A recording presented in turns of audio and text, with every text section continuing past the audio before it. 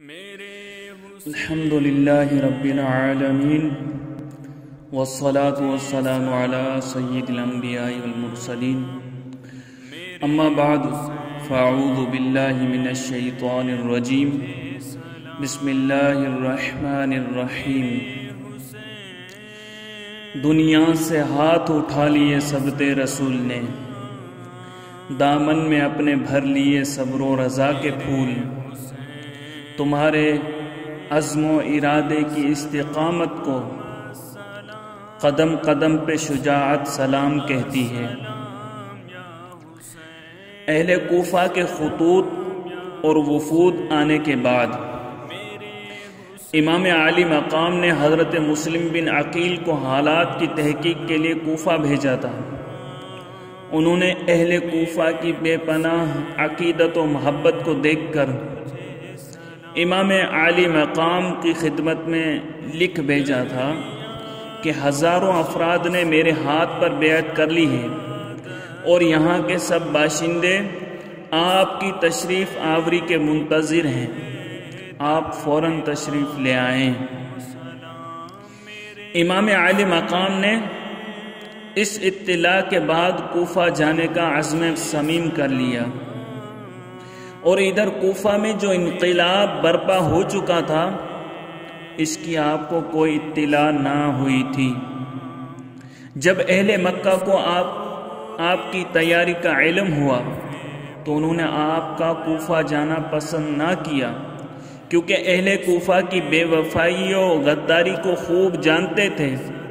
ان کو علم تھا کہ ان کوفیوں نے حضرت علی اور حضرت امام حسن مجتبیٰ کے ساتھ کیا سلوک کیا تھا، چنانچہ انہوں نے آپ کو سختی سے روکا۔ سب سے پہلے آپ کی خدمت میں عمر بن عبد الرحمن مخزومی حاضر ہوئے اور عرض کیا، مجھے معلوم ہوا ہے کہ آپ کوفہ جا رہے ہیں، اس لیے میں آپ کی خدمت میں محض خیر خواہی کے لیے حاضر ہوا ہوں، اجازت ہو تو کچھ عرض کروں۔ فرمایا، کہو، تم سچے ہمدرد اور مخلص ہو۔ انہوں نے کہا، آپ ایسے شہر میں جانے کا ارادہ فرما رہے ہیں جہاں اس حکومت کے عمراء و عمال موجود ہیں، جس کے قبضے میں بیت المال کا خزانہ ہے، اور آپ جانتے ہیں عوام تو درہم و دینار کے بندے ہوتے ہیں، اس لیے مجھے اندیشہ ہے کہ جن لوگوں نے آپ کو بلایا ہے اور آپ کی نصرت کا وعدہ کیا ہے، وہی مال و دولت کے طمع و لالچ میں آ کر آپ سے لڑیں گے، اس لیے آپ کوفہ نہ جائیں۔ امام عالی مقام نے ان کے ہمدردانہ مشورے کا شکریہ ادا کیا اور ان کو دعا دی۔ ان کے بعد حضرت عبداللہ بن عباس رضی اللہ تعالیٰ عنہما آئے اور فرمایا، بھائی، لوگوں میں چرچا ہو رہا ہے کہ آپ کوفہ جا رہے ہیں، کیا یہ درست ہے؟ آپ نے فرمایا، ہاں، انشاءاللہ میں 1-2 روز میں جانے والا ہوں۔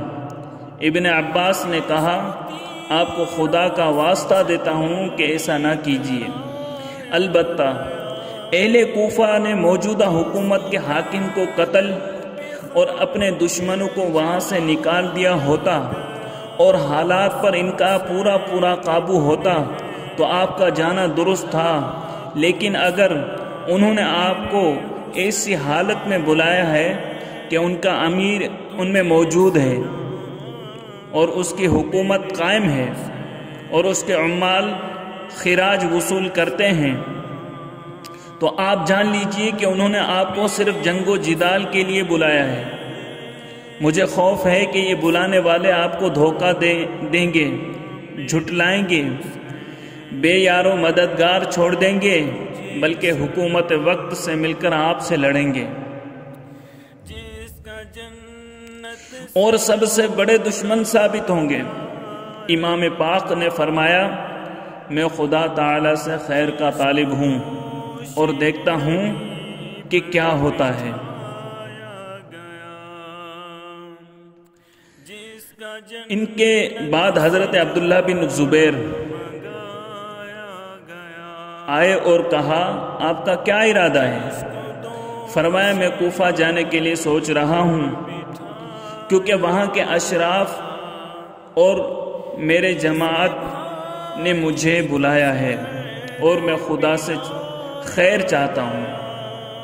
ابن زبیر نے کہا کہ آپ کی جماعت کی طرح اگر میری بھی کوئی جماعت ہوتی تو میں ضرور جاتا۔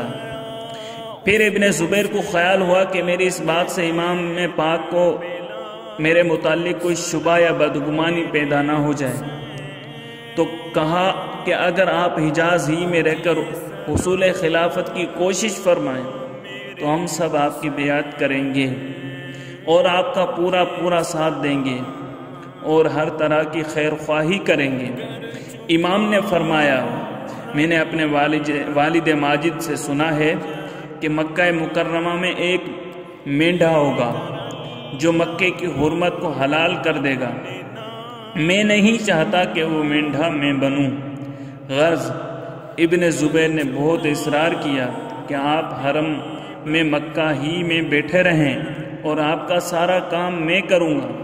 امام نے فرمایا مجھے حرم کے باہر قتل ہونا حرم کے اندر قتل ہونے سے زیادہ پسند ہے، اور کسی طرح حرم میں رہنے کے لیے تیار نہ ہوئے۔ اسی دن شام کو یا دوسرے دن صبح کو حضرت ابن عباس آئے اور کہا بھائی میں چاہتا ہوں کہ صبر کروں مگر مجھے صبر نہیں آتا، اس لیے کہ مجھے اس سفر میں تمہاری ہلاکت کا خوف ہے۔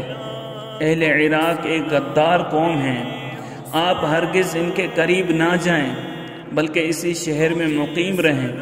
آپ اہل حجاز کے سردار ہیں، اگر اہل عراق اپنے دعوی محبت میں سچے ہیں اور واقعی آپ کو چاہتے ہیں تو آپ ان کو لکھیں کہ پہلے اپنے عامل گورنر اور دشمنوں کو شہر سے نکال دیں پھر آپ جائیں، لیکن اگر آپ نہیں رکتے اور یہاں سے ضرور ہی جانا چاہتے ہیں تو یمن چلے جائیں، اور وہ ایک طویل و عریض ملک ہے، وہاں قلعے اور پہاڑ ہیں اور وہاں آپ کے باپ کی جماعت بھی موجود ہے، وہاں الگ تھلگ رہ کر لوگوں کے پاس اپنا پیغام بھیجیں۔ مجھے امید ہے کہ اس طرح امن و عافیت کے ساتھ آپ اپنے مقصد میں کامیابی حاصل کر لیں گے۔ امام عالی مقام نے فرمایا بخدا مجھے یقین ہے کہ آپ میرے مشفق اور خیر خواہ ہیں، لیکن اب تو میں جانے کا مصمم ارادہ کر چکا ہوں۔ ابن عباس نے کہا اچھا اگر ضرور جانا چاہتے ہیں تو عورتوں اور بچوں کو ساتھ نہ لے جائیں، مجھے ڈر ہے کہ کہیں آپ بھی حضرت عثمان غنی رضی اللہ تعالیٰ عنہ کی طرح اپنی عورتوں اور بچوں کے سامنے قتل نہ کر دیے جائیں۔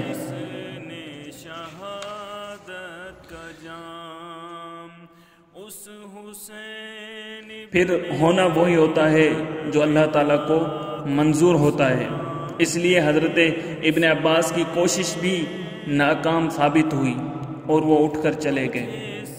پھر حضرت ابو بکر بن حارث حاضر ہوئے اور عرض کیا کہ آپ کے والد ماجد مسند خلافت پر متمکن تھے اور مسلمانوں کا ان کی طرف عام رجحان بھی تھا اور ان کے احکام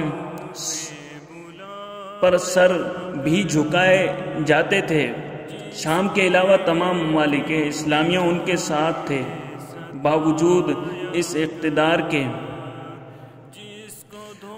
لوگ ان کے مقابلے میں بھی نکل کھڑے ہوئے اور ان کا ساتھ بھی چھوڑ دیا گیا، اور آپ کے بھائی کے ساتھ عراقیوں نے جو کچھ کیا وہ بھی آپ کو معلوم ہے۔ ان تجربات کے بعد آپ اپنے والد ماجد اور بھائی کے دشمنوں کے پاس اس امید پر جا رہے ہیں کہ آپ کا وہ ساتھ دیں گے۔ یقین جانیے کہ عراقی دنیا کی طمع و لالچ کی حرص میں آ کر آپ کا ساتھ چھوڑ دیں گے۔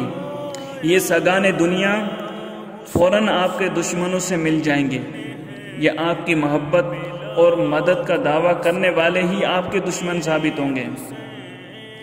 ابو بکر بن حارث کی پرزور تقریر بھی آپ کے عزم و استقلال میں کوئی تزلزل پیدا نہ کر سکی، اور آپ نے فرمایا ہاں خدا کی مرضی پوری ہو کر رہے گی۔ غرض کے اور بھی آپ کے چند احباب نے روکا مگر وہ بھی ناکام ہوئے، اور آپ کے عزم راسخ میں کوئی تبدیلی نہ آئی۔ چنانچہ ذی الحجہ 60 ہجری کو اہل بیت نبوت کا قافلہ مکہ مکرمہ سے روانہ ہوا،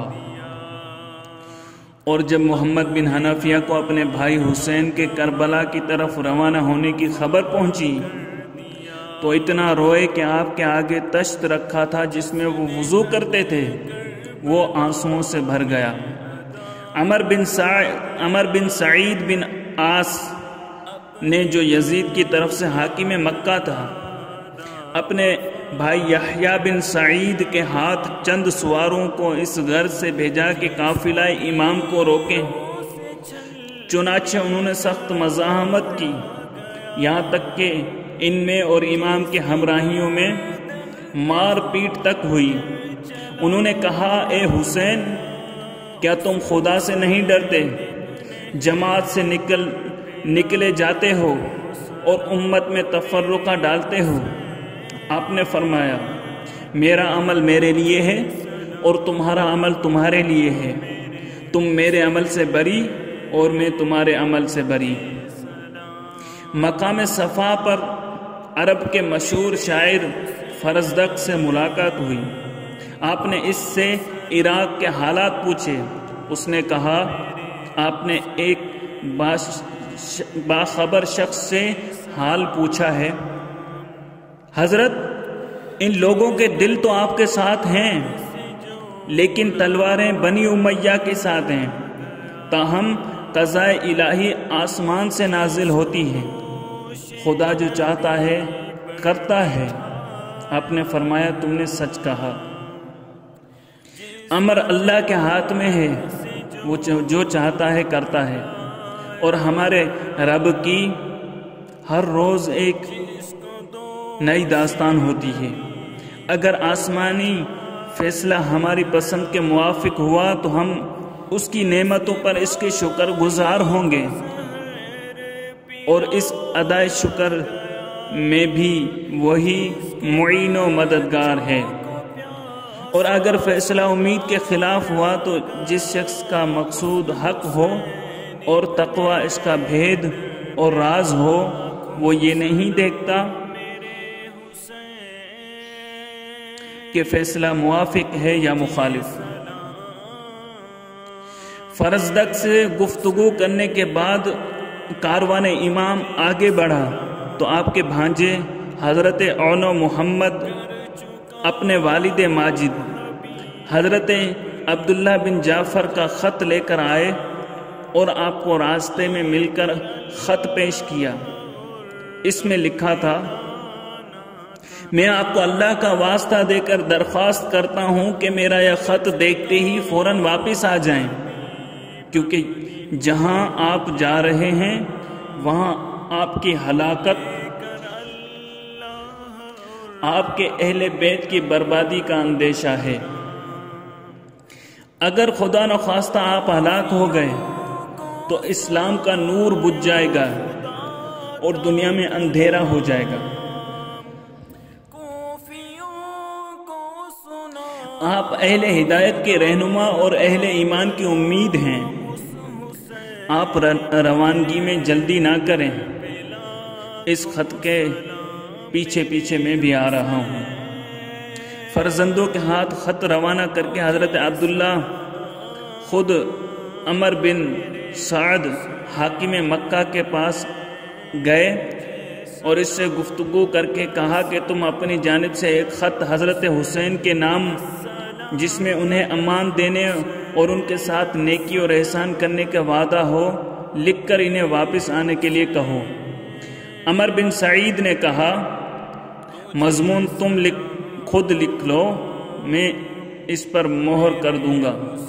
چنانچہ حضرت عبداللہ نے عمر کی طرف سے یہ خط لکھا: عمر بن سعید گورنر مکہ کی طرف سے حسین بن علی کے نام میں خدا سے دعا کرتا ہوں کہ وہ آپ کو اس ارادے سے باز رکھے جس میں آپ کے لیے تباہی کا سامنا ہو، آپ کو وہ راہ دکھائے جس میں آپ کے لیے بہتری ہو۔ مجھے معلوم ہوا ہے کہ آپ عراق جا رہے ہیں۔ میں خدا سے امید کرتا ہوں کہ وہ آپ کو اختلاف و انشقاق سے بچائے، اس لیے کہ میں آپ کی ہلاکت کا اندیشہ دیکھ رہا ہوں۔ میں آپ کے پاس عبداللہ بن جعفر اور اپنے بھائی یحییٰ بن سعید کو بھیج رہا ہوں، آپ ان کے ساتھ واپس آ جائیں۔ میں آپ کو امان دیتا ہوں اور آپ کے ساتھ نیکی اور بھلائی سے پیش آؤں گا، اس پر خدا گواہ اور وکیل ہے۔ عمر نے اس تحریر پر مہر کر دی اور حضرت عبداللہ اور یحییٰ اس خط کو لے کر امام کے پاس پہنچے۔ آپ نے اس خط کو پڑھا اور واپس ہونے سے انکار کر دیا، اور حضرت عبداللہ نے کہا: آخر کیا بات ہے؟ آپ جانے پر اس قدر بضد کیوں ہیں؟ فرمایا: میں نے خواب میں رسول اللہ صلی اللہ علیہ وسلم کی زیارت کی ہے۔ آپ نے اس خواب میں مجھے ایک حکم دیا ہے جس کو میں ضرور پورا کروں گا، خواہ وہ میرے خلاف پڑے یا موافق۔ انہوں نے کہا: وہ خواب کیا ہے؟ فرمایا: میں نے اب تک نہ کسی سے بیان کیا ہے اور نہ ہی کروں گا، یہاں تک کہ میں اپنے رب سے جا ملوں۔ چھٹ جائے اگر دولت کونین تو کیا غم، چھوٹے نہ مگر ہاتھ سے دامان محمد۔ پھر آپ نے عمر بن سعید کے نام اس خط کا جواب لکھا: اما بعد، جو شخص اللہ عز و جل کی طرف دعوت دے اور نیک اعمال بھی کرے، وہ اللہ اور اس کے رسول صلی اللہ علیہ وسلم کی مخالفت کرنے والا کیوں کر ہو سکتا ہے؟ بے شک میں ایک مسلمان ہوں۔ تم نے مجھے امان، نیکی اور صلے کی دعوت دی ہے تو سنو، بہترین امان اللہ کی امان ہے۔ جو شخص دنیا میں اللہ سے نہیں ڈرتا، اللہ قیامت کے دن اس کو ہرگز امان نہ دے گا۔ ہم اللہ سے دعا کرتے ہیں کہ وہ ہمیں دنیا میں اپنا خوف عطا فرمائے تاکہ قیامت کے دن ہم اس کی امان کے مستحق ہو جائیں۔ اگر اس خط سے واقعی تم نے میرے ساتھ نیکی اور صلے کی نیت کی ہے تو اللہ تمہیں دنیا و آخرت میں جزائے خیر عطا فرمائے۔ والسلام۔ اے مسلمانوں، اے عاشقان رسول، غور کرو اور خوب کہ امام عالی مقام کے دوستوں اور عزیزوں نے از راہ عقیدت و محبت کتنا سمجھایا اور زور لگایا کہ آپ کوفہ نہ جائیں۔ وہ لوگ بے وفا ہیں، ان کی محبت کے دعوے صرف زبانوں تک محدود ہیں، قلبی اور عملی طور پر وہ ثابت نہیں کر سکیں گے۔ بلا شبہ دوستوں کے مشورے نہایت مخلصانہ تھے، ان کو امام کے پاکیزہ مقصد سے ہرگز اختلاف نہ تھا، لیکن اہل کوفہ کی بے وفائی کے پیش نظر یہ خدشہ تھا کہ امام تکالیف و مصائب کا شکار ہو جائیں گے، اور اگر خدا نہ خواستہ آپ شہید ہو گئے تو اسلام کا نور بجھ جائے گا، دنیا تاریک ہو جائے گی، اور ہم نواسہ رسول صلی اللہ علیہ وسلم اور اپنے رہنما اور آقا سے محروم ہو جائیں گے۔ مگر بسد جان قربان جائیں امام کے پیش نظر تو نانا جان امام الانبیاء حضور محمد الرسول اللہ صلی اللہ علیہ وسلم کا وہ حکم مبارک تھا جس کو انہوں نے بہر صورت پورا کرنا تھا، خواہ کچھ بھی ہوتا، چنانچہ انہوں نے کر دکھایا۔ آج کل کے خائن بددیانت اور جاہل لوگ جو ان پاک لوگوں کی محبت سے محروم اور اسرار محبت و رموز معرفت سے بالکل بے خبر ہیں، وہ اپنی شقاوت و بد نصیبی کی بنا پر امام عالی مقام پر طرح طرح کے ناپاک الزام اور بہتان لگا رہے ہیں۔ معاذ اللہ وہ امام کے بلند ترین مقام اور آپ کے عظیم الشان کردار کی حقیقت کو کیا جانے۔ امام پاک کے ارشادات کو دیکھیے اور حق و صداقت پر استقلال کو دیکھیے۔ بلا شبہ آپ نے آنے والی نسلوں کے لیے عظیمت کی مثال قائم کر دی اور اپنے عمل سے ثابت کر دیا کہ اس طرح ظالموں اور جابروں کے سامنے کلمہ حق کہا اور حق و صداقت کے پرچم کو بلند کیا، جس طرح وہ مرتبے کے لحاظ سے بہت بلند تھے، اسی قدر انہوں نے اپنے بلند کردار کا مظاہرہ کیا۔ انہوں نے دکھا دیا کہ ہلا دینے والے مصائب اور تڑپا دینے والی اذیتیں بھی میرے قدم میں تزلزل پیدا نہیں کر سکیں گی۔ انہوں نے سبق دے دیا کہ حق و صداقت پر قائم رہتے ہوئے محبوب حقیقی پر اپنا سب کچھ قربان کر دینا اور اس کے لیے ہر ذلت و مصیبت کو برداشت کر لینا، یہ شکست نہیں، یہ ذلت نہیں، بلکہ عظیم الشان فتح اور دو جہان کی عزت ہے۔ ہوئی نصیب جو میدان کربلا میں تمہیں، وہ کامیاب شہادت سلام کہتی ہے۔ بصد عقیدت بصد افتخار و ادب تمہیں رسول کی امت سلام کہتی ہے۔ ابن زیاد بد نہاد کو اطلاع مل چکی تھی کہ کاروان امام کوفے کی طرف روانہ ہو چکا ہے اور وہ برابر منزلیں طے کر رہا ہے۔ اس نے اس کاروان سے نمٹنے کے لیے انتظامات شروع کر دیے۔ چنانچہ اس نے رئیس الشرط حسین بن نمیر تمیمی کو ہدایت دے کر اس کے ساتھ ایک لشکر روانہ کیا۔